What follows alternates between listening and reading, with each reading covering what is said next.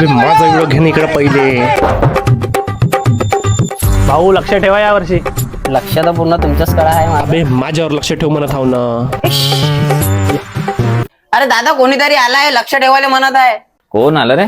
अच्छा दत्ता भाऊ आले आहे का? लक्ष ठेवा यावर्षी. आपल्या पार्टीकडे लक्ष ठेवा यावर्षी.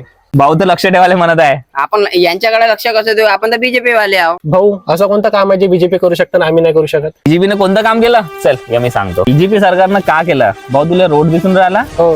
आणि हाच नाही तर आपल्या हिंगणघाट मधली 70 ते 80% रोड बनवले बीजेपी सरकारनं. आणि तेच नाही इकडे हे बघ नळ, आमच्या घरोघरी नळ आलेले आहे. जेव्हा बीजेपी सरकार नाही होतं तेव्हा फक्त आपल्या हिंगणघाटमध्ये 3च टाक्या होत्या. आता पूर्ण 20च्या वरती पाण्याच्या टाक्या बनवल्या आहे. भाऊ रस्त्याने नळा झाले तर झाले का सगळा विकास? भाऊ एवढंच नाही तर तू बघ स्कूल बघ, आपले कॉलेज बघ, हॉस्पिटल बघ, आपल्याकडे मेडिकल कॉलेज येऊन राहिलं, बाहेरची स्ट्रीट लाईट बघ, सगळीकडे विकासच विकास आहे. आणि भाऊ एक गोष्ट लक्षात ठेव, जे आपल्या पीएम पासून तर सीएम पर्यंत आणि सीएम पासून तर एमएलए पर्यंत फक्त कमळच आहे, तर आपल्या हिंगणघाट शहरामध्ये फक्त कमळच फुलणार. जेव्हा पूर्ण देश बीजेपी सरकार चालवत आहे तर आपल्या हिंगणघाट मध्ये सुद्धा आपल्याला नगराध्यक्ष बीजेपी सरकारच्याच पाहिजे.